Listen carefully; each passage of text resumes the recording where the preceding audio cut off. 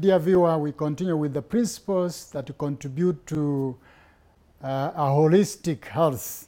Because what the Bible teaches us, you read from Genesis to Revelation, God wanted man to enjoy good health, enjoy abundant health. And that's why if I read the book of John, the third letter written by John, it says, "This was, dear friend, I hope all is well with you and that you are as healthy in body as you are strong in the spirit." You see, the Bible is always talking about health, about good health, enjoying health. Because this person, John writing to his friend, said, "I wish you good health. I wish you enjoy good health." And my dear viewer, God in heaven wants you to enjoy good health. And we have said these 12 principles. We have said 4 already. And we want to say, to continue with this until we get the 12 principles that which, if you observe all of them in their proportions that have been explained to you, you are able to enjoy the good health that God gave to us. We have spoken about choices as the first principle. We have spoken about exercise as the second principle. We have talked about liquids as the third principle. We have talked about environment as a fourth principle. Now the fifth principle, my dear viewer, is believe. Because in the acronym celebrations, the word B stands for believe. Believe is a very key component to the health, to the overall health. What you believe can make you either healthy or unhealthy. That is, God created a human being, not only a spiritual being, but a spiritual being. It must be able to connect to God. And this idea of connecting with God, so that He is the driver of your life, is the one who gives you the compass, how to move, the bearing, then you are able to have a good health. There is an impact in belief. In other words, let me give you 2 examples, my dear viewer, that show the impact. And that can make somebody sick even when you are not sick. And how it can, the belief can also change from there. One day, somebody thought he was bewitched and went to the doctor and said, "Doctor, I'm sick." And the doctor asked, "How sick? What are you suffering from?" He said, "Somebody bewitched me. Somebody cast a spell in me, and I can feel it in my body." Then the doctor knew that the trouble of this person was not physical problems. It was just an issue of belief. Then he asked for explanation and said, "Well, I passed by and I met somebody who is not well known in our community, and they cast a spell into my system." Then the doctor did not go to argue with the person because he knew the problem was in his belief. So what they did is this, said, "Let me check your blood." So he drew some blood and went with a test tube and put sodium peroxide, you know, the reaction. Those of you who have studied chemistry. So he put this blood into there, and then there were bubbles everywhere, and says, yeah, I think you are very sick. You're very sick. Let me give you some drugs to deal with the spell, the spell that was cast into your body. And he only gave just painkillers, nothing. He didn't give anything, no medication. So the person went home and took the medication. Then he came back the day they agreed with the doctor. The doctor said, how do you feel? Said, okay, these days I'm not feeling very badly off, ever since I began taking your drugs. Then now said, let me check whether the spell is all over. Then he drew some blood and then now put it in water. And there was no bubbling. He said, I think now you're okay. Then the person, because of belief, said, I think now I feel strong, I don't feel anything. He went home healed. And what is that? It's belief. In other words, when this person believed that he was bewitched, his body began to have different reactions, high temperature, everything, sweating. But there was no disease in it. It's just an impact of belief. So, but then again, when the doctor tried to joke with his mind and did nothing, of course, he gave him these tablets, which they are just painkillers. And then he went home and felt okay. That's one example. Another example is how the power of belief can again lead to suffering. I also read another story that one person went to drink water, in a village, and then went to the river, the passing water. Those of us who live in the village know how that can happen. So he knelt down and began to drink water. He was very thirsty. So when he had gone there, he began drinking. He saw some small frog, a tadpole, the other side. So he went drinking. After drinking, opening his eyes, he could not see the tadpole. Then the mind came, I must have swallowed the tadpole, the frog. And immediately he began to think that way. Then something began to move in the stomach. So he confirmed, he believed he had swallowed the frog. He went to the village, suffering, shouting, I have swallowed a frog.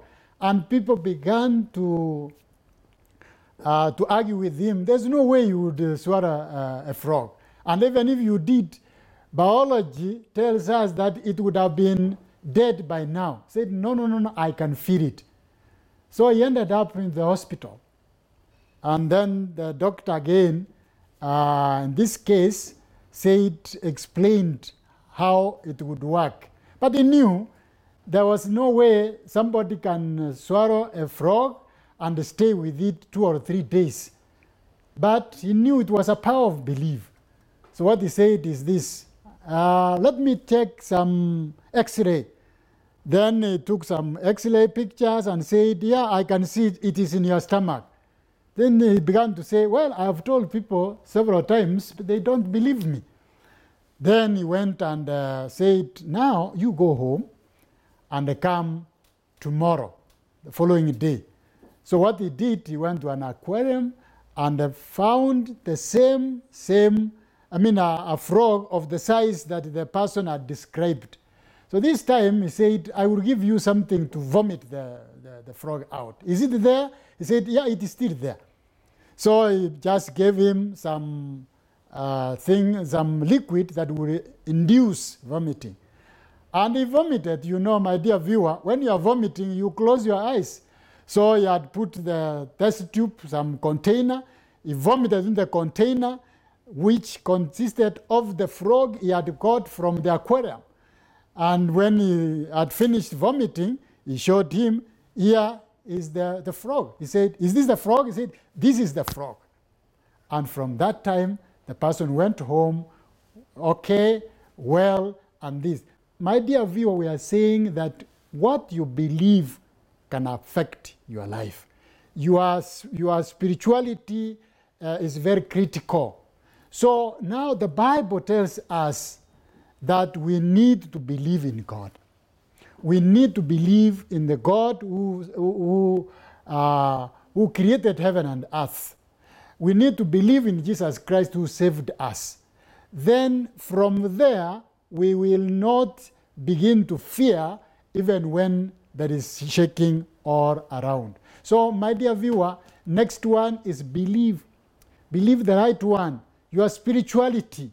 It shows that the more spiritual a person is, the more is able to handle the sicknesses that come by because of a spoiled environment or anything that comes, factors and these other things that bring, insects that bring disease. The more you have, the more faith you have in God, the more strength you have to face the future. So, my dear viewer, I want to tell you that you work at your spirituality, at your belief system. Check that you have not believed anything outside God, otherwise it becomes idolatry. And idolatry will always make you live a very fearful life. Another one is rest. Rest is the sixth principle, rest. Our body was made of activity. That's what we said when we were explaining exercise. But it was not meant to be working all the time. It should alternate work, rest, work, rest. And that is how even God has created, has arranged time. He has arranged time that in the 24-hour system, he has put it in groups of 8. 8 hours for sleep.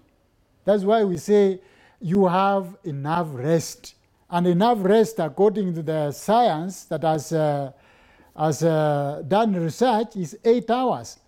And they only just reach where God said you should need to have 8 hours of good rest. Then there is 8 hours of work. Then there is 8 hours that you must have work and rest. So this rest is very critical. It makes the body rejuvenate. It makes the body come back and repair some of the broken down things. It replaces energy. It processes energy and everything. So rest is very important. Let's not be workaholic, working and working and working without resting. So let us observe we have good rest. We have enough sleep. We don't want to oversleep or undersleep, because there is what is discovered, styled by scientists called the sleep debt. In other words, if you did not sleep 8 hours, the body at one point of the day will have to compensate. That's why you find somebody has begun to doze in between here. And you know that lack of rest can be very costly depending where you are working. You know, if you are working in handling heavy machines and you just doze for a minute or two, you will wake up to find your hand is gone. It's chopped off. So you see, that's why God wants us to have enough daily rest. Not only daily rest, and God has even put on a weekly cycle the Sabbath rest. You know, every day there is sleeping, 8 hours, and some time in between for rest here and there. Even the governments know people need rest. That is why they say you begin at 8 o'clock and work until 1. You are given time off for lunch to relax a little bit. Come back, work until 5 o'clock. You go home and come tomorrow. You know, even the government knows people need rest. That's when they can be more productive. So rest is very good. Let's have a good resting atmosphere at home, in the place of work. Take holiday. Take holiday, for example. And that's why in times of work, whatever you are doing, you need a break. And my dear viewer, even if you are the one who is self-employed, follow what other employers are doing. Give yourself 1 month's leave. like they have given, or 2 weeks leave, so that you rest at night, rest during the week, and then sometimes 1 day a week. And that's why the government has even given 2 days off, Friday and Saturday and Sunday. So you see, so that you can rest and have it. They are working in accordance to what God had created in man. So celebration, here we are saying the principle is believe. Check your spirituality, your belief system. Do you believe in God or you believe in other things? Because a human being is created, is a spiritual being. You can't say, I don't believe in God or I don't believe in a God. You must believe in something, either your house or your job or your education or anything. So that is why we say, check your belief system and then take rest. And another one is air. Air is very important. That we can't overemphasize. We need, the body needs good and fresh air, because we are supposed to breathe in uncontaminated oxygen and then breathe out carbon dioxide, the one which has been used, because when air is taken in and they take some gases, much of which, the major one being oxygen, it is used in the body and then it picks up several dirty things and then it becomes carbon dioxide and it must be sent out. So you must check your environment, that the air is fresh, that the windows in the house you live in is wide enough and they are open most of the time. I know it's a challenge in cities. Somebody may creep through the window and steal things. But as much as it's possible, leave your windows open much of the day and close them here. Have good ventilation. If where you are is crowded, please take off a walk for exercise, and then you can breathe fresh air in the woods and in other places where you have. So these are also very important. My dear viewer, to this time we have spoken of several principles, and I want to review them for you to have before I bring the 8th one. We have spoken of 7 principles already. We have spoken of choices as a principle. We have spoken of exercise as a principle of health. We have spoken of liquids as a principle. We have talked of environment in summary. We have talked of belief. We have talked of rest. We have talked of air. And then the 8th principle that contributes to the overall health is temperance. Temperance. And I think here is where we err most of the time. Because of the hard conditions of life, we tend to be hardworking, which is a virtue that God requires. However, we may be too ambitious and overwork without doing things in a moderate manner. So temperance is very critical. For whatever you do, temperance is really needed. Because temperance here is, we are talking about the use of the right things. Avoid what God has said you should not take. God has said, when we are drinking, let's drink water or eat fruits or vegetables that provide water. But we should not go an extra mile and begin to drink alcohol and maybe smoke and do other things that goes there. So when you drink alcohol, or somebody drinks alcohol, now you are going intemperate. In other words, you are moving from the right things that God gave to be used to wrong things, like cigarette, other drugs like marijuana, and the rest. this is intemperance. Another aspect of intemperance is to use even the right things moderately. Even good things like food, we need to eat moderately. Even work, we need to work moderately. We don't have to overwork. I know that there is a lot of temptation like this way, like those who stay in the village.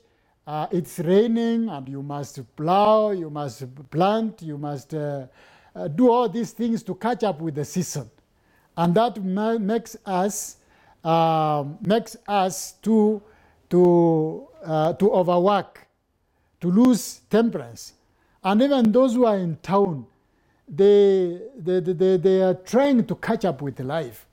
You studied and finished a diploma or a degree, for example, and you have an employment, but you need to be promoted, and the requirement is you must have a higher degree.